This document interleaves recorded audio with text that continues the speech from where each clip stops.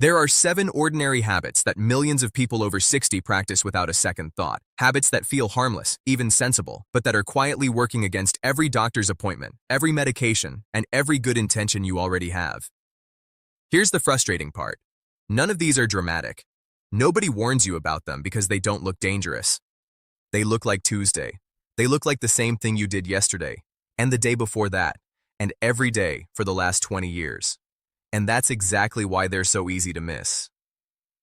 I've spent a long time researching how the body changes after 60, not in theory, but in the small, repeatable choices that either protect independence or slowly erode it. And the pattern that shows up again and again is this. It's rarely the big things that get people. It's the small, invisible ones nobody ever flagged. Think about how many of your habits today are simply carried over from 20 or 30 years ago, unchanged and unquestioned. The way you get out of bed in the morning, how much water you drink without thinking about it, the temperature you keep your bedroom at because that's just what feels comfortable. Whether you eat most of your meals with someone else or alone, none of these were designed with your current body in mind. They were built for a body that processed stress, fluid, temperature, and muscle differently than the one you're living in now. The habits themselves haven't changed. What they're acting on has. That gap, between habits formed decades ago and a body that has quietly changed underneath them, is where almost all of today's list lives. Today we're going through 7 of these habits, counting down from 7 to 1. Number 1 is the one that surprises people the most, because it has nothing to do with diet or exercise. It's something almost everyone assumes is completely safe. If you're over 60 or caring for someone who is, stay to the end. One of these 7 is probably already part of your daily routine. And before we start, I want to be upfront about something. Nothing in this video replaces a conversation with your own doctor, who knows your history, your medications, and your specific situation. What this video offers is the kind of context that's easy to miss in a short appointment. The why behind habits that quietly compound, for better or worse, over years. Think of it less as instructions and more as a lens for noticing things you might otherwise walk right past. One more thing before the countdown begins. If any of the habits I describe sound exactly like something you've been doing for years, resist the urge to feel discouraged. Almost everyone watching this will recognize at least 2 or 3 of these in their own routine. That's not a failure.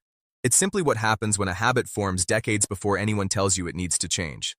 The goal today isn't guilt. It's clarity. Let's get into it. Number 7. Stop treating balance as something you either have or don't. Most people think of balance the way they think of eye color. Something fixed, something you were either born good at or you weren't. That belief is one of the most costly misconceptions in healthy aging. Balance is not a fixed trait, it's a skill, built from 3 systems working together, your inner ear, your vision, and the sensory feedback in your feet and ankles that tells your brain exactly where the ground is. All 3 of those systems weaken gradually after 60E, not because of disease, but simply from disuse. And here is the part almost nobody tells you. Unlike strength, which declines slowly and predictably, balance can decline silently for years and then fail suddenly. Often during an ordinary moment like stepping off a curb or turning around quickly in the kitchen. Falls are not random bad luck. They are the visible endpoint of an invisible decline that's been building for a long time. And the tragic irony is that the very habits people adopt to stay safe, walking more slowly, avoiding stairs, sitting more often, actually accelerate the loss of balance because balance, like a muscle, needs to be challenged regularly to stay sharp. The fix takes 90 seconds a day. Stand near a counter for support, lift 1 foot off the ground and hold for 10 seconds. Switch feet. Do this 3 times per side, once a day. Over a few weeks, try doing it without holding on. This single habit, practiced consistently, has been shown to measurably improve stability and reduce fall risk in older adults, and it costs nothing and takes no equipment. If you've ever caught yourself thinking, "I'm just not steady on my feet anymore, that's just aging," that thought is exactly the trap. Balance isn't leaving you, it's asking to be used.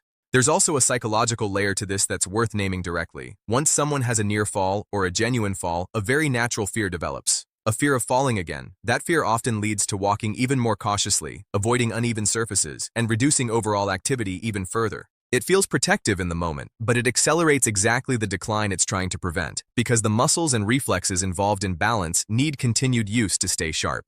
Physical therapists sometimes call this the fear avoidance cycle, and breaking it usually requires small, deliberate exposure to safe challenges, like the exercise above, rather than retreating from movement altogether. If you want to go a step further than the basic version, try adding gentle head turns while balancing on 1 foot, since this challenges the inner ear along with the muscles in your legs and core. And if standing on 1 foot feels genuinely difficult right now, that's useful information, not a discouraging sign. It simply tells you exactly where to start. Coming up next, a habit tied directly to something you do every single time you feel thirsty, or don't. Number 6. Stop waiting until you're thirsty to drink water. This is one of the most common and least understood shifts that happens after 60, and it's almost the opposite of what most people assume. You'd think staying hydrated gets easier with age, since your body is smaller and needs less. In reality, it gets harder because the mechanism that tells you when to drink starts to fail. The thirst reflex is regulated by receptors that lose sensitivity over time. For someone in their 30s or 40s, feeling thirsty is a reliable early warning system. For someone over 60, that same feeling often doesn't arrive until the body is already meaningfully dehydrated. By the time you notice a dry mouth, you may already be several hours behind on fluids. This matters more than it sounds.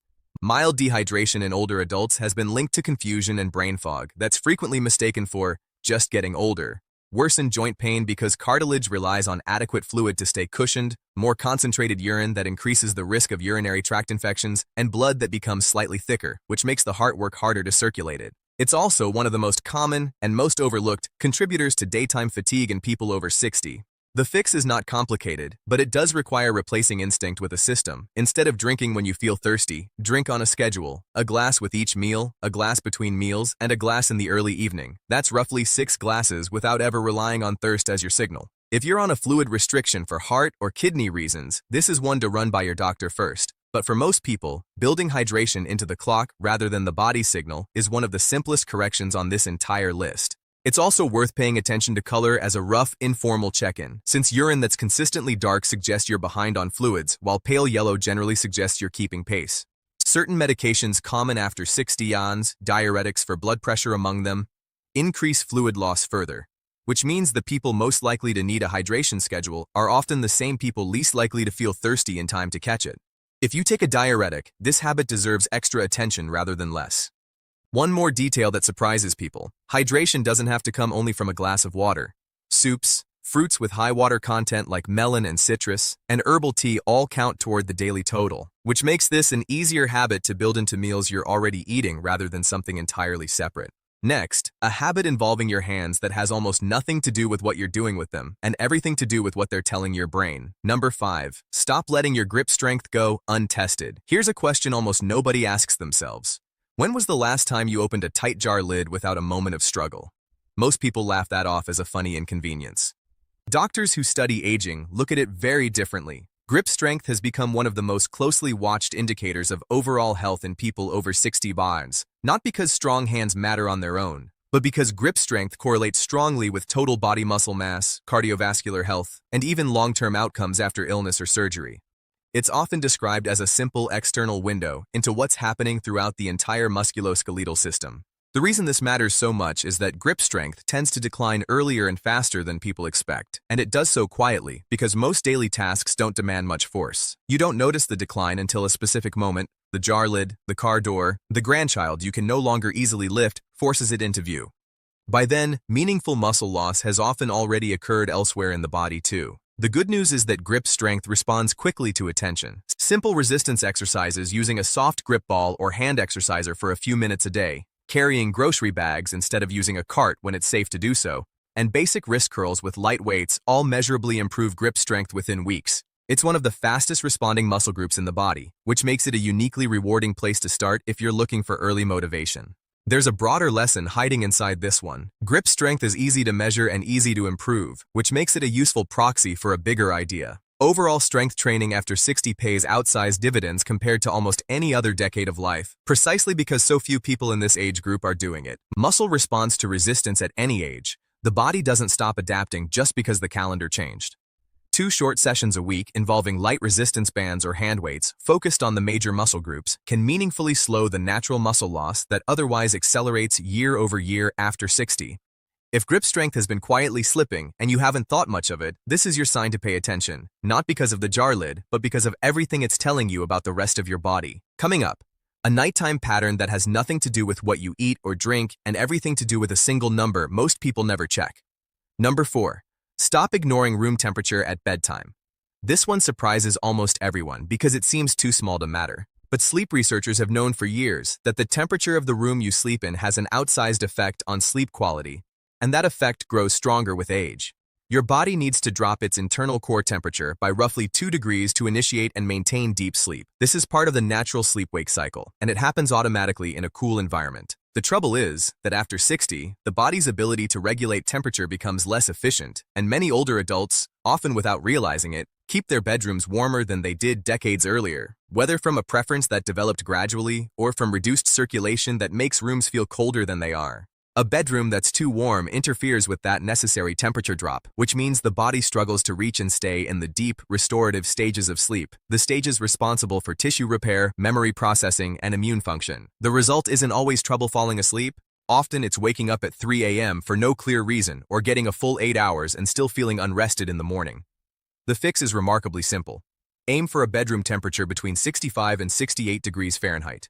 If that feels too cool, use a lighter blanket rather than raising the thermostat, since covers are easier to adjust mid-sleep than room temperature. A fan for gentle air circulation can also help even in cooler months. Many people who make this one change report falling asleep faster and waking up with noticeably less grogginess within just a few nights. It's worth mentioning that this interacts with other common habits in ways people don't always expect. A warm bath or shower an hour or two before bed, for instance, can actually help rather than hurt, because the drop in body temperature that follows getting out of the warm water mimics and reinforces the natural cooling process your body needs for sleep. It's the room staying warm through the night, not a warm bath earlier in the evening, that tends to cause the problem.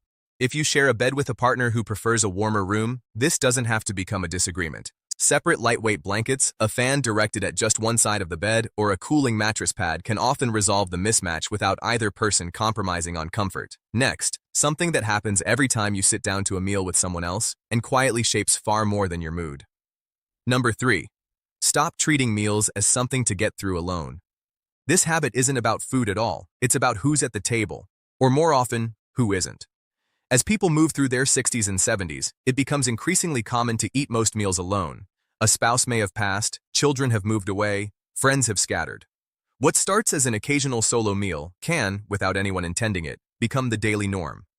And research on aging consistently points to something surprising. Regularly eating alone is associated with poorer nutrition, reduced meal enjoyment, and even measurable declines in mood and cognitive engagement over time, independent of what's actually on the plate. The mechanism isn't mysterious.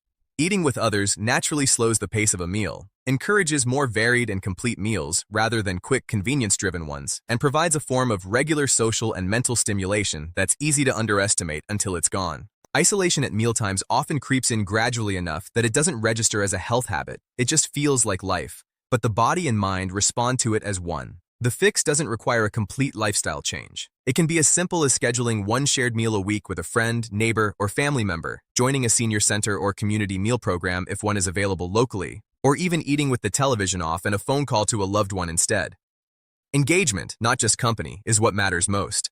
Some people also find that cooking a slightly larger portion and inviting someone over, even occasionally, restores a sense of purpose to the meal itself, not just the food. If gathering others for a meal feels hard to arrange consistently, even small rituals help. Setting the table properly for one, sitting somewhere other than in front of a screen, or taking the time to actually taste and notice the food rather than eating on autopilot. These sound minor, but they shift a meal from something to get through into something the mind and body actually register as nourishment, which matters more than it sounds for both digestion and mood. It's also worth saying plainly, loneliness in general, not just at mealtimes, has been repeatedly linked in research to worse health outcomes in older adults, on a scale that some researchers have compared to more familiar risk factors like smoking. That's not meant to be alarming, it's meant to be validating. If mealtimes have started to feel isolating, that feeling is picking up on something real, and it deserves the same attention you'd give a physical symptom. If most of your meals happen in silence, this is worth a second look, not as a diet issue, but as a health issue in disguise. Before we get to the final two, if you've been finding this useful, a quick like helps this reach more people who could use it, and I'd genuinely love to hear in the comments which of these 7 has been part of your routine the longest. Sometimes naming a habit out loud is the first real step toward changing it. Coming up, number 2 and number 1. And these are the 2 that tend to change the most once people finally see them clearly. Number 2. Stop skipping hearing and vision checks. Because nothing's changed. Of everything on this list, this is the habit people delay the longest, usually because hearing and vision loss happens so gradually that the brain quietly adapts and compensates right up until it can't. Here's what makes this particularly important after 60. Untreated hearing loss has been linked in research to an increased risk of cognitive decline. And the leading theory is that when the brain has to work constantly to fill in missing sounds, it has fewer resources left for memory and processing.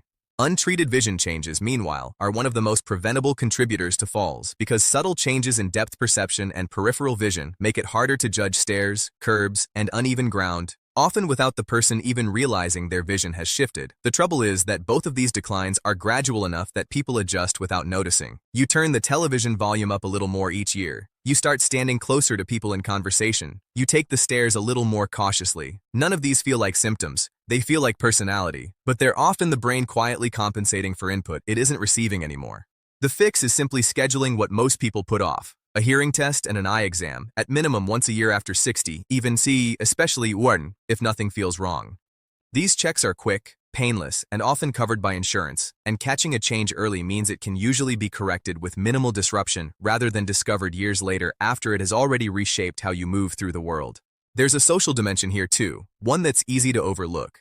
Mild, uncorrected hearing loss often leads people to gradually withdraw from group conversations, restaurants, and gatherings, simply because following along has become more effortful than it's worth. From the outside, that withdrawal can look like disinterest or a natural quieting with age. From the inside, it's usually exhaustion, and it's frequently reversible with a properly fitted hearing aid, something modern devices have made far more discreet and comfortable than the versions many people remember from decades ago. The same is true for vision. Cataracts, for instance, develop so gradually that many people don't realize how much clarity they've lost until after surgery restores it, at which point the common reaction is some version of, "I didn't realize how much I'd been missing." That gradual quality is precisely what makes annual checks so valuable. They catch what daily experience has quietly adapted around. If it's been more than a year since either exam, that's worth putting on the calendar this week, not eventually. Now, number 1, the habit that ties everything else on this list together. Number 1. Stop measuring your health only by how you feel today. This is the one that surprises people most because it isn't a specific action at all. It's a mindset. And in my research into healthy aging, it may be the single most consequential pattern of all. Most people over 60 use a simple, understandable rule to judge their health. If I feel fine today, I must be fine. It's intuitive. It's also quietly misleading because many of the conditions that matter most in this decade of life, high blood pressure, early kidney changes, arterial plaque buildup, bone density loss, are almost completely silent until they aren't. You can feel perfectly normal the week before a serious health event because these conditions don't announce themselves through daily sensation. They announce themselves through numbers, blood pressure readings, blood test results, bone scans, cholesterol panels. This creates a dangerous gap between how you feel and what's actually happening inside your body, and the only way to close that gap is with information you can't get from feeling alone. Someone who feels wonderful and skips their annual blood work is operating with significantly less information than someone who feels the same but has the numbers to confirm it. It helps to think of it this way. Your car doesn't feel any different the week before a brake line starts to wear thin. It runs the same, sounds the same, drives the same, right up until it doesn't. That's not a flaw in the car. It's simply how gradual mechanical wear works, and it's not so different from how gradual physiological wear works in the body. Nobody would skip an oil change just because the engine sounds fine. The same logic applies here, even though it's easy to forget when the engine in question is your own body and the feedback feels so personal and reliable. The fix is a shift in how you think about checkups, not as something you do when something feels wrong, but as a regular audit of a system that doesn't always report its own problems. Annual blood work, blood pressure checks more often than once a year if you're on medication for it, and staying current on the screenings your doctor recommends for your age and history all serve one purpose: giving you real data instead of relying on how today happens to feel. Feeling good is wonderful, and it matters, but after 60, it's no longer sufficient proof that everything is fine. This doesn't mean living anxiously, constantly hunting for hidden problems. That mindset creates its own kind of harm. It means holding two things at once, enjoying how you feel today, while still keeping the appointments that tell you what your body is actually doing beneath the surface. The two aren't in conflict. In fact, people who stay current on their numbers often report feeling more at ease day to day, not less, simply because they're no longer wondering. If there's one thread connecting all 7 habits on this list, it's this. After 60, the body communicates less through sensation and more through data, patterns, and gradual shifts that are easy to miss one day at a time, but obvious in hindsight. Paying attention, really paying attention, not just waiting to feel bad, is the habit underneath all the other habits. 7 habits, none of them dramatic, all of them easy to overlook, and every one of them quietly shaping how strong, steady, and independent you remain in the years ahead. You now know that balance is a skill that fades from disuse, not a fixed trait, and that a fear of falling can quietly do more damage than the fall itself. That thirst is an unreliable signal after 60, and hydration needs a schedule instead of a feeling. That grip strength is a small, measurable window into your whole body's condition, and one of the fastest places on the body to see real improvement. That a slightly cooler bedroom can transform the quality of your sleep more than almost any supplement or routine. That who you eat with matters almost as much as what you eat. And that loneliness at the table is a health signal worth taking seriously. That hearing and vision checks catch problems your brain has already learned to hide from you, sometimes for years. And that feeling fine, while genuinely wonderful, isn't the same as knowing you're fine. None of this requires an overhaul, and I'd actually caution against trying to change all 7 at once. That approach rarely sticks. Instead, pick one. Try the balance exercise tonight while brushing your teeth. Fill a glass of water right now instead of waiting to feel thirsty. Book the eye exam you've been putting off before you close this video. One small, consistent change tends to matter more over a year than a dozen good intentions that never quite start. It's also worth remembering that every habit on this list is reversible. None of these represent permanent decline. They represent patterns, and patterns can shift at any age. The body over 60 is still remarkably responsive to the signals you send it, whether that's through movement, hydration, sleep, connection, or simply paying closer attention. That responsiveness doesn't have an expiration date. If this was useful, share it with someone it applies to. A parent, a spouse, a friend who's been saying, "I'm fine," a little too often, or brushing off something worth a second look. Conversations like that are sometimes easier to start with a video than with a direct comment, and this one might do some of that work for you. And if you'd like more of this kind of practical, evidence-informed guidance on healthy aging, consider subscribing and turning on notifications. It helps this information reach more people who need it, and it means you won't miss the next one. Thanks for watching, and take care of yourself the way you take care of someone you love.